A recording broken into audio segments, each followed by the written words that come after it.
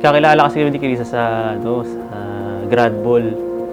Hindi talaga kami magkaklase. Hindi ko talaga siya kakilala nun. Kumbaga, ibang course siya, nasa kabilang table siya. So, nag-aasaran kami ng mga klase ko.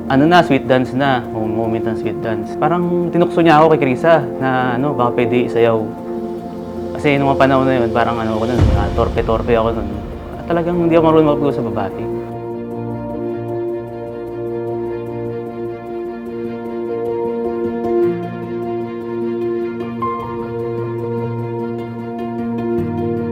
Nagkakilala kami ni Aaron nung bago kami graduate, umattend ako ng grad ball. And sinayaw niya ako. Nung una, ayoko pang makipagsayaw kasi nga ang plano ko talaga that time, makita ko lang yung crush ko. Pero iba yung plano ni Lord.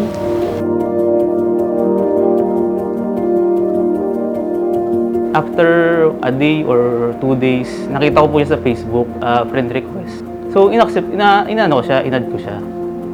So, nung inad ko siya, in-accept niya ako, nag-comment ako sa poll niya ng thank you princess.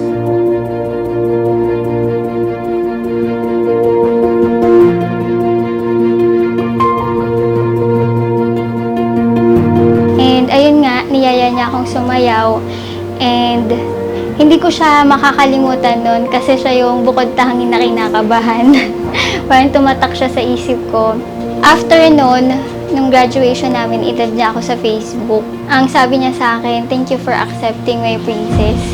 So, nung nabasa ko yun, parang may something.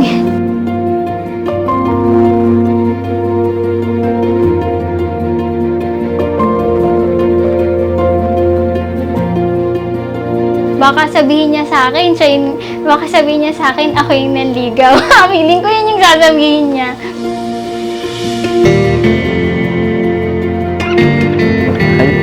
Maraming salamat at binigyan mo ko ng isang magandang masayang buhay. Yung dating boring na buhay ko, pinasaya mo, nilagyan mo ng kulay. Pinakilala mo sa akin si Lord. Salamat sa pagtanggap at sa pagmamahal mo.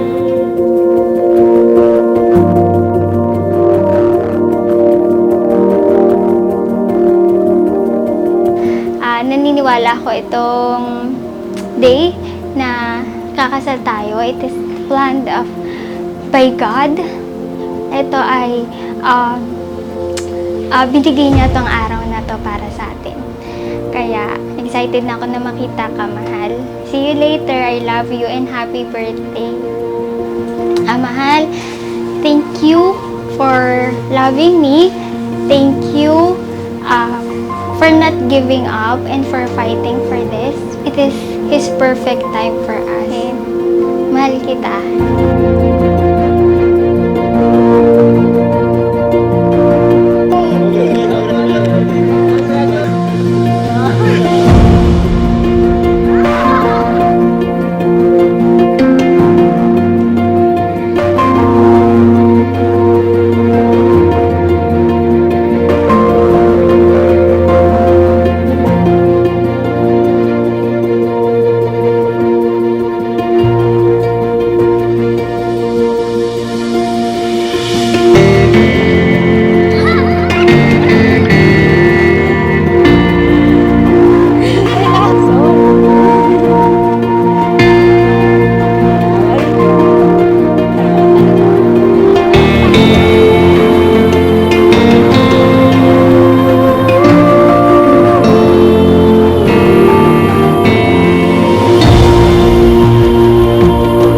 Ang hangarin niyo ay saganang pagpapala sa inyong anak at sa kanyang mapapangasawa na si Aaron.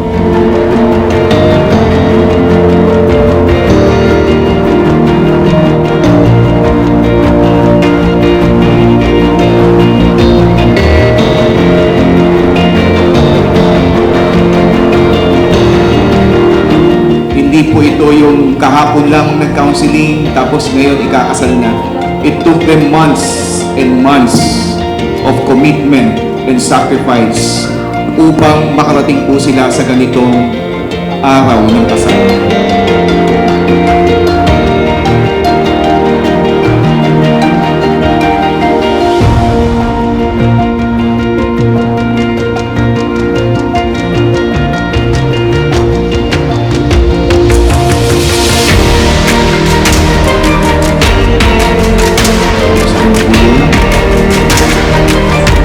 Mamahalin mo siya katulad ng pagmamahal ni Kristo sa iglesia, sa hirap at ginhawa, sa kayamanan o kahirapan man, sa kalusugan at karamdaman man, pakaiingatan mo siya at aalagaan ng buo mong buhay.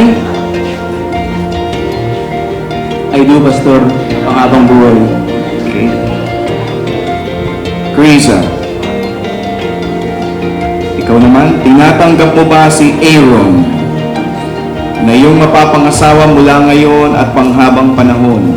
Magpapasakop ka katulad ng iyong pagpapasakop sa Panginoon at igagalang mo siya bilang puno ng sambahayan sa hirap at ginhawa, sa kayamanan o kahirapan man, sa kalusugan at karamdaman man, pakaiingatan mo siya at aalagaan ng buo mong buhay? Opo. Parang manina. Yes, I do! Parang galit.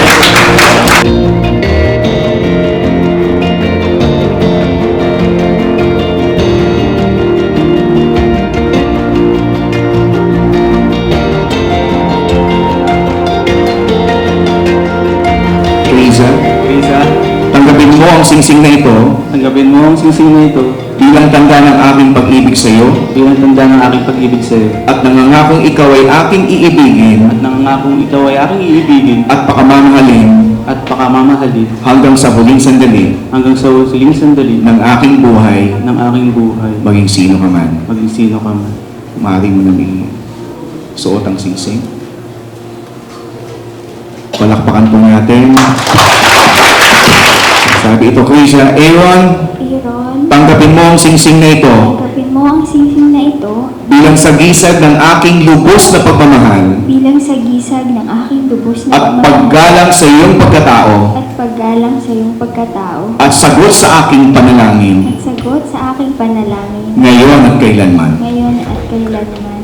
Maaari mo nang isuot ang singsing.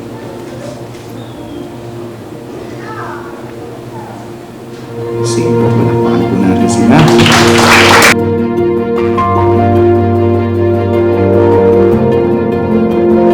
Mahal, pinapangako ko sa iyo na aalagaan kita, mamahalin ka habang buhay. Kahit na wala tayong makain. So, dito lang ako para sa iyo. Alam mo naman na lahat ng pangako ko sa iyo, ginagawa ko. Sana magtiwala ka sa akin hanggang sa huli. Alam ko, may mga nagawang pagkakamali sa iyo. Alam mo na sobrang pagmamahal ko sa iyo. Lahat gagawin ko. Alam ko na hindi man ako kasing yaman ng isang hari. Alam ko na hindi ako kasing pogi ng isang prinsipe. Alam ko rin na hindi ako kasing macho ng isang guard. Pero alam mo, may papangako ko sa iyo. Handa akong maging cloud.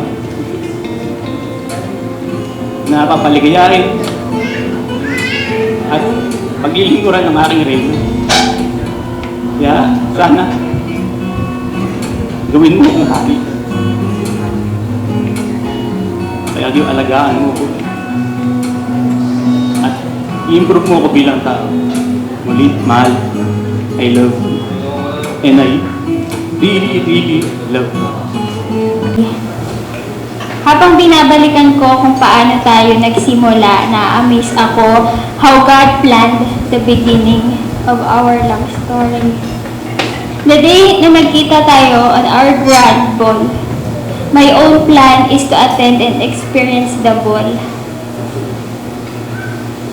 Maupo, kumain. Sorry, bakit ko talaga ako Ayan. At nakatali yung mga classmate ko dyan.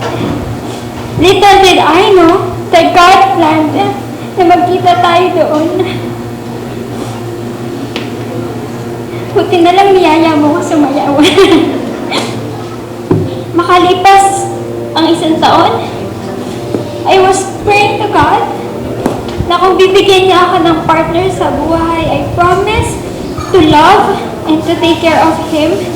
And then you suddenly came. Mahal, salamat for making me smile. Totoo po, na-clown ko po yan.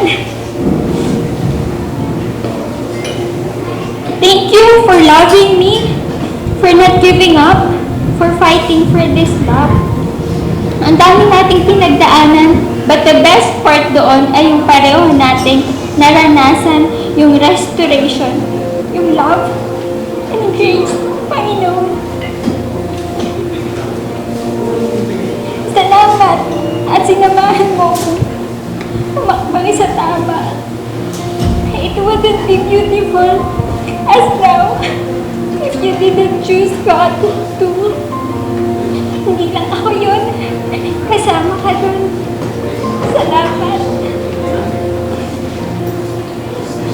At iyon yung maipapamana natin sa next generation natin. Yung maglingkod at natin at sundin ng Panginoon. Mahal, pangako ko sa'yo na mamahalin kita, aalagaan kita, sasamahan kita sa lahat ng bagay. Sa hirap at ginahawa, sa tawanan at iyakan, pangako ko sa Lord na iingatan ko ang regalo na ikaw. Mahal na mahal kita.